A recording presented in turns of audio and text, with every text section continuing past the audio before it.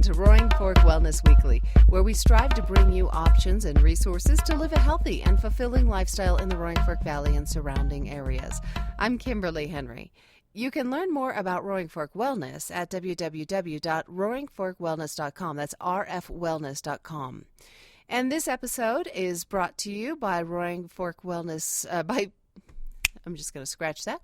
This episode of Roaring Fork Wellness Weekly is brought to you by Glenwood Moms for Moms, a social network for local moms providing connection, information, support, and inspiration. Join for free today and spread the word to all your mom friends from pregnancy to grandmotherhood. It's www.glenwoodmomsformoms.com. And also want to invite you to join us at the 4th Annual Health and Wellness Expo. You can find out details about that at rfwellness.com, and you can see us at the Ramada Inn in Glenwood Springs Saturday, April 25th. We'll have exhibitors, products, services, seminars, and workshops all surrounding your health and wellness. Now, we've got all the housekeeping done. I'd like to bring in our guest. Kym Allison is joining us from her office in Glenwood Springs. I don't honestly know the answer to that, but we're going to find out here in just a moment. Kym is a licensed professional counselor and a board-certified registered art therapist, and we're going to talk about art therapy for adults. Kym, welcome. Hello. Thank you for having me. Yeah, glad to have you. And so you have an office in Glenwood Springs. Is that correct? Yes, I do. It's right downtown on 8th Street. And I've been in your office, and it's such a peaceful place. It feels so welcoming and relaxing, I think. Well, is that intentional? Actually, no. Or did you change it all up since I've been there? Well, I haven't really changed it. It's gotten very full. It's gotten very full of people's artwork, and it feels very comfortable and very lived in at this point. Yeah. Well, that's good, I too. think it's a little messy, but people like it. Yeah. So that's good. That's good, too. And maybe that's why I like it, too, because I like to have piles around me. So tell me about art therapy for adults. What is it? Let's just start there. What is it? Well, art therapy for adults, in general, most people think of art therapy for adults as art as therapy, which is where you go in and usually in groups and everybody sits around and does art, and then they go around and talk about it. Mm-hmm. Then there's the other end of art therapy, which is art that is done to be very analytical, mm-hmm. and it's for assessment, where a person comes in and draws something very specific that the therapist asks, and then it is very much analyzed. Mm-hmm. And that's assessment. So it runs the whole gamut. What I do with art therapy, I call myself an art psychotherapist. Oh, okay. Because I use the art through very specific directives, meaning I'll ask the person to draw something, and I watch what they're doing. And from watching what they're doing, I can start to get hints of what's really going on with them, mm-hmm. On an emotional level. And I start to ask some questions so then they're able to talk about it. Mm-hmm. So it's actually a very integrated approach in that we're doing art and we're talking at the same time. Mm-hmm. And I do want to say that art can be a misleading word, because I have found with adults are oftentimes afraid of the word art, and they're afraid of drawing. Mm-hmm. So really what I have them doing oftentimes is using nonverbal communication, meaning they're drawing little pictures to talk to themselves. And when I approach it that way, it takes the fear out of it.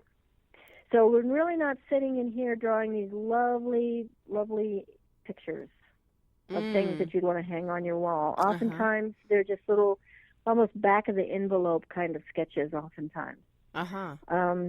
2 or 3 minute little drawings, or just expressionistic little flings of the charcoal or something like that, just to kind of get that right brain communicating. And so, as I said, art can sometimes be a misleading word. Okay, so it's not, Picasso skills are not required. Absolutely not. Absolutely not. And in fact, when somebody comes in that has had professional training, taking classes in art, I have ways of getting around that. Ah. So they get back to that place where they're not being able to think about if they're doing things that look good or right. Uh-huh.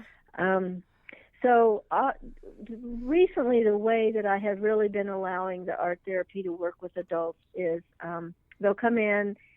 If they're not coming in specifically because they're really gung-ho to do art therapy, I do have some people that are like that. They Mm-hmm. want to sit down and they want to start drawing right off the bat. Mm-hmm. Most of them come in and they're in the talk therapy mode. Mm-hmm. And they'll get so far in the talk therapy mode, and I can tell that they've hit a place where the talking has gotten so good that they're defended, and they're talking around something Mm-hmm. that is stuck, that is Mm-hmm. causing them not to be able to move forward in their self-discovery process or their healing process or whatever they're wanting to do. Mm-hmm. And that's when I will gently nudge them over to the table and have them sit down and say, okay, just do a little sketch of such and such for me.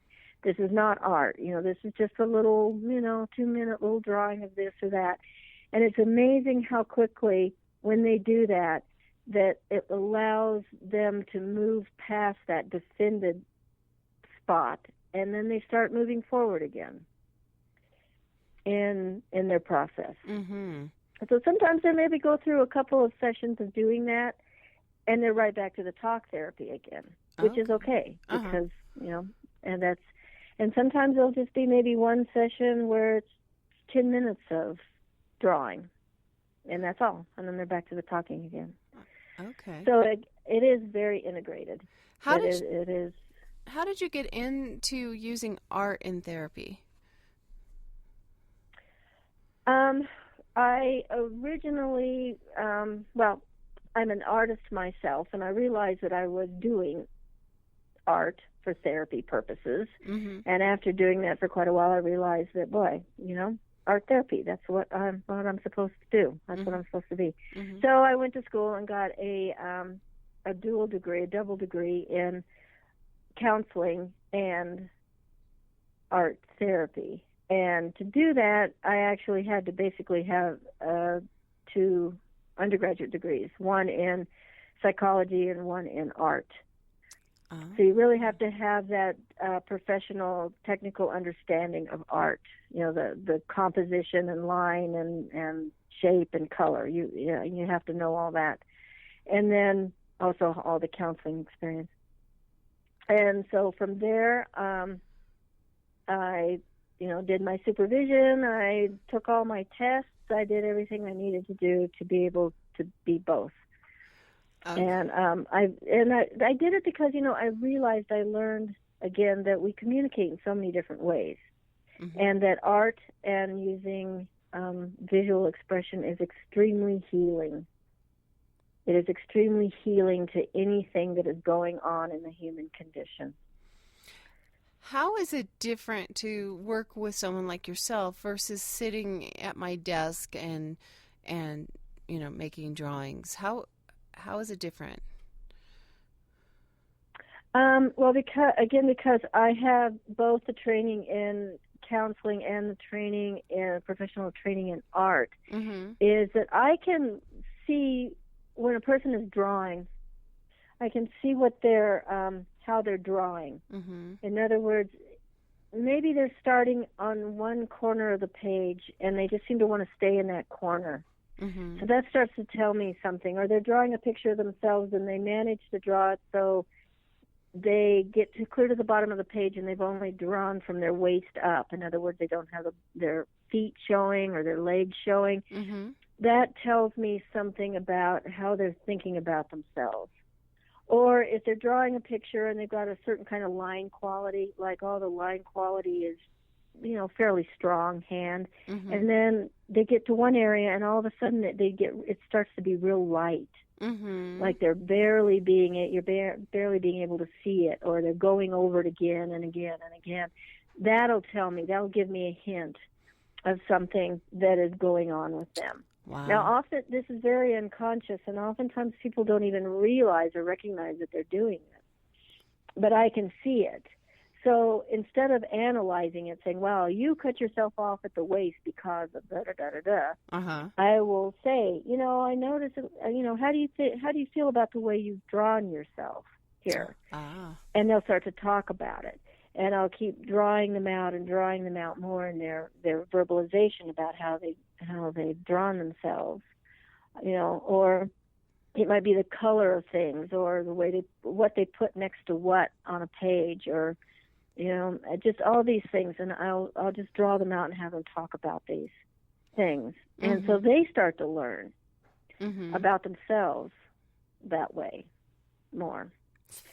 Fascinating. And then it is actually, and it's because I have people who've done enough, they've come in enough time, and it's like learning your own personal language, and they'll start to learn it, and they'll come in and they'll start drawing something. And they'll get done with it, and we'll start talking about it, and they'll say, well, I started to do this, and I knew you were going to ask me about it because... So in other words, they're able to start to recognize their own thing. They can start their own thought process around what they're drawing, because they've sat with me long enough, and with me asking them questions, that they start to get it. Oh, that's great. That's exciting. That is exciting, because it is. They've learned a whole other language for themselves. That's cool. They've done that. What kind of issues does art therapy best serve? Boy, it really best serves any kind of issue, all kind of issues. I think that the first one that people usually go to is any kind of issue where a person is blocked up enough that they don't want to be with certain emotional states because they're painful. It's usually much less painful to draw what you're feeling. Also issues where maybe the words just can't come to you. Again, starting to draw around it, it starts to draw out the expression. I work with brain injury quite a bit, and of course that works very good in so many different aspects with people with high functioning brain injury. Then again, anything where you feel like where the person feels like they've gotten stuck. So often I have people who've come in that have been in therapy for a long time. A lot of different therapists where they feel like, okay, I went through therapy and it was all great, and I left, and a year later I'm right back where I am again. Recognizing that something is repeating. And again, the art therapy allows them, if they're using this new language, allows them to move past the part that's blocking it from the real progress. So a lot of that. People coming in that are in some pretty major life changes, meaning they just recognize they're at a stage in their life where they're unhappy and they want to move forward, and they're just trying to find themselves again. It works very well for that. Well, I think we're all going to be knocking on your door. We all want to find ourselves, right? Isn't that the Holy Grail? Yeah, it is. It is. It's being able to be, and the thing is about art, it doesn't fib. It absolutely doesn't. It's the truth. It is the truth, and that's I think what scares adults about it. Is that I think somewhere inside them they know that what they're going to put on the paper is the truth. And it's vulnerability. And that, and there can be that vulnerability around it. And I always tell them that it's okay. I mean, it's safe. It's just a drawing. How great to do that with someone who can kind of talk you through it and get past, like you said, what you're going through. So I think it's a wonderful thing. I did have the opportunity at one point to sit down with you and do a little bit of art, and I found it very fascinating, just the little bit of work that we did. And I still carry that with me today. You know, the conversation that we had around you had me draw a tree, and then you started asking me questions about why that tree and why that color, and and now I often will go, oh, why? Why did I?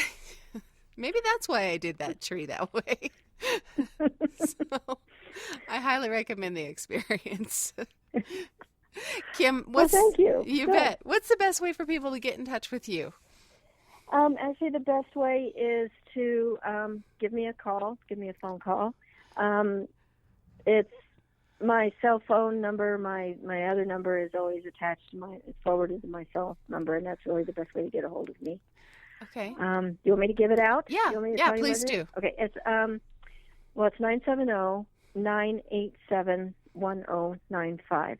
Okay. And I'll put that on our show notes. So if anybody wants to just take a peek at the notes, you can find that phone number there, and Kym's email address as well. And you should know that Kym's name is Kym Allison, and you can Google her and find her out there on the internet. Do a little sneak peek before you give her a call. But I encourage you to give Kym a call. Kym, thank you so much for educating us. I learned a little bit more about the depth of your knowledge and what it takes to do what you do. I think that's awesome that you're committed. Well, again, thank you so much. Well, thank you again so much for having me on. I very much appreciate it. Okay. I look forward to seeing you again, and I hope folks will give you a call. Okay, thanks. Thanks for listening to Roaring Fork Wellness Weekly. You can learn more at www.rfwellness.com. Have a great week.